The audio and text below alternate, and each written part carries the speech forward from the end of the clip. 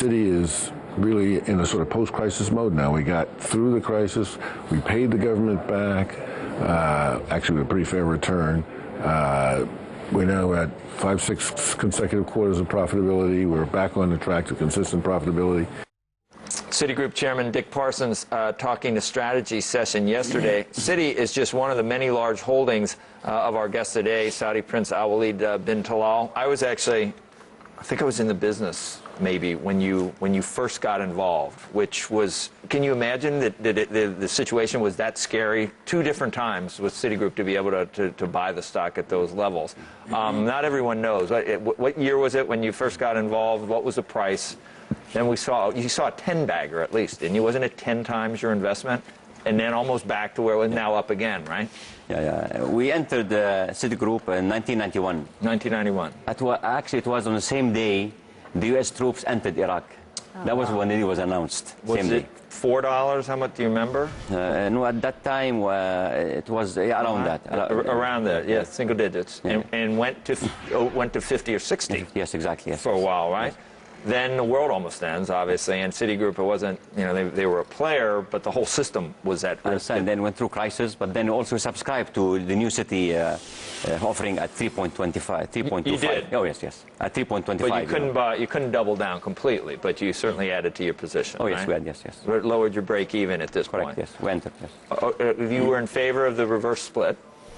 Well, reverse split has no economical value. It only has psychological value. Sometimes it's a bad psychological value. Sometimes, yes. And people would immediately, that's what I worried about it immediately, because at 4 or 5 you might not decide to sell it or short it, but all of a sudden at 45, there's a long way between 45 and 25. Well, we have to see. I mean, this is. But if it went down, you'd buy it again. Yeah, no, it just happened right now, the split. So we have to see the ramifications. We have to give it at least 6 months. You weren't a Chuck Prince fan. I remember I knew his days were numbered when one Prince said that the other Prince has got to go. Basically, do you remember? Chuck Prince was a nice guy, but really he was not really a chairman CEO type of Citigroup, for sure. Pandit?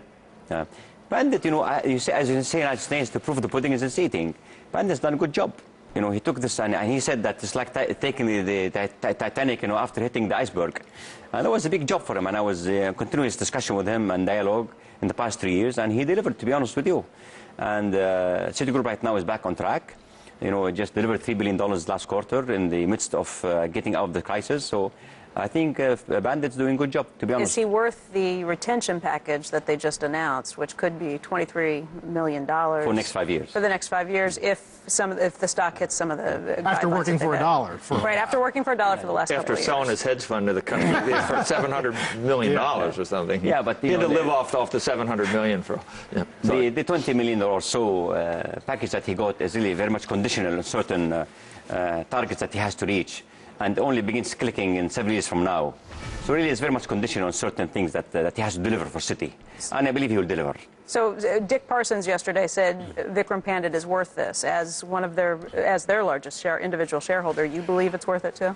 I believe it's worth it, provided he delivers. Because this is condition of him delivering certain targets, which is really, that's what it should be. But those conditions aren't necessarily tied to the stock performance. Some of them are a little more amorphous. Well, if he delivers, the market will reflect that. I mean, the stock market reflects what the company is doing at the end of the day. Is the sector less attractive with Dodd-Frank? Well, Dodd-Frank has an impact, but at the end of the day, if a company delivers well, Dodd-Frank or Dodd-Frank, you'll be rewarded. If we solve too big to fail? Everything's bigger than it was, much bigger than it was before. The too big to fail is not resolved at all. It's never be resolved. You always have companies. Do we need to? You cannot. You can't. You cannot. I mean, technically speaking, you cannot. Don't you think we should make them too big to fail? I mean, we should make the capital that they need to hold too big. So we should have fortress balance sheets, because you can't get rid. Exactly. That's better. You need to have a fortress balance sheet. You need to have good regulation. You need to have good corporate governance to be sure not to have crisis. But to say it's too big to fail, it's not there yet. But does regulation somehow alter the earnings generation power of a bank? Yeah. And does that change their value? What I say, if that's good for the overall system, so be it. So be it. If that's good for the system, so be it. Was it regulation or a lack of regulation that led to the problem, the crisis last time around? I think that's you had under-regulation, and you had the laissez-faire situation, people felt that, you know, you can leverage and over-leverage forever. So the system broke down in the United States, no doubt about that. And there was a crisis of capitalism. And we have all these investment banks collapsing one after the other. And you had these big banks right now needing a huge amount of injection from the Federal Reserve and the U.S. government.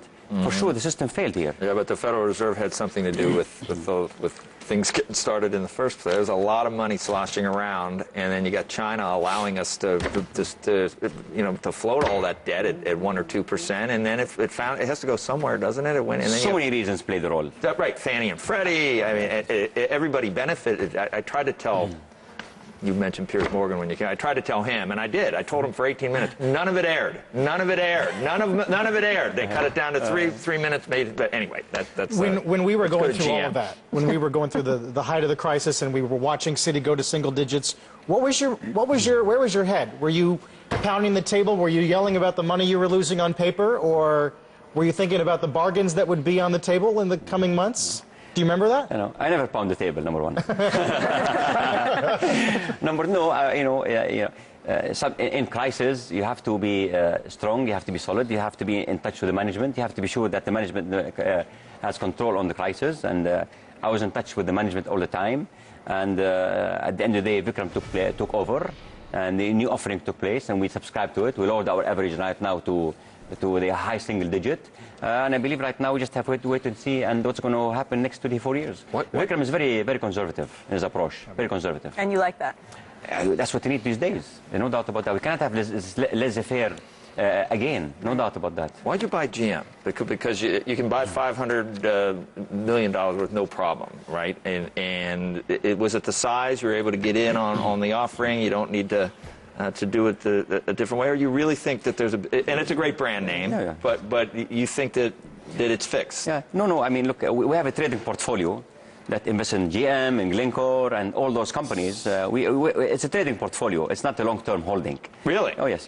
GM is not a long-term holding? No, I mean, it's not long-term. We have a trading portfolio that gets an out in certain these companies.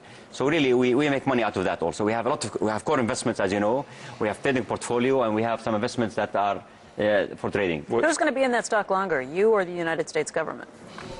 That's a good question. No, I believe that the stated position of the United States government is to pull out as quickly as possible. They've just pushed it back to the fall. And look right now, you see the tide is changing now. The U.S. car industry right now doing a lot better than the Japanese. You know, now the Japanese car industry are under pressure right now. So it is a cycle.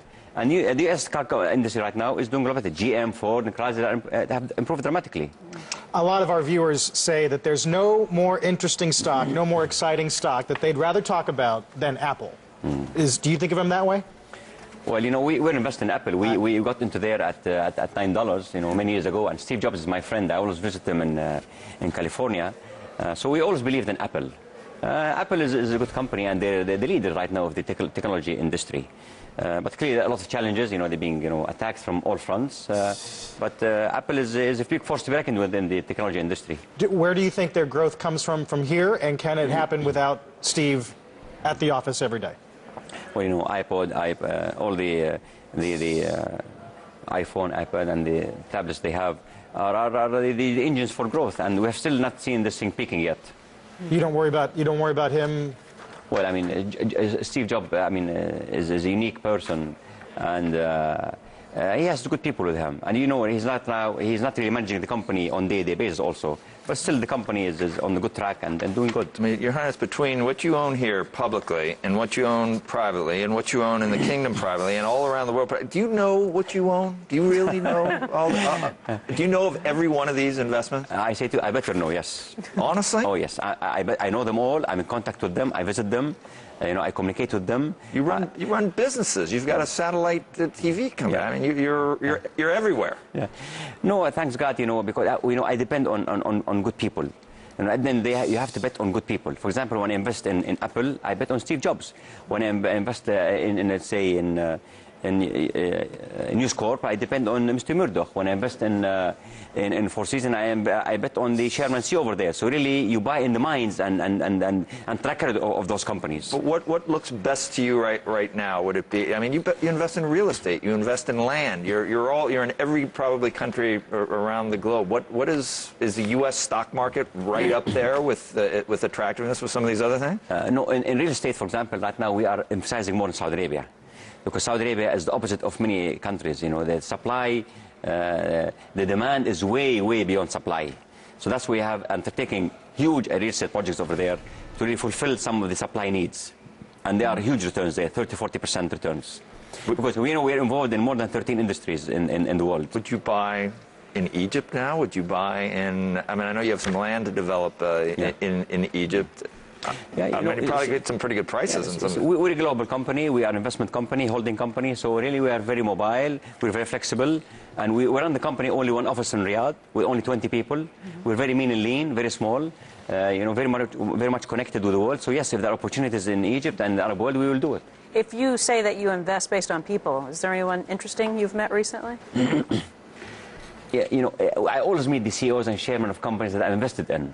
All of them. For example, I'm meeting Vikram today, for example. You're meeting Vikram today, but is there anyone new you've looked at and said, okay, here's a great up-and-coming entrepreneur, here's somebody that I'd like to get to know better? Well, sure. I mean, I always meet people. I mean, new people and newcomers, yes, definitely. And a lot of people, good people in the world, for sure. Your Highness, they're telling me we need to take a break. Would that be all right with you at this point? For sure. Okay. All right. I don't have to pay for it. Thank you. Okay, on that note, we will slide in another quick break. When we come back, we'll have more of our conversation with Prince Alwaleed Bin Talal. Squawk will be right back.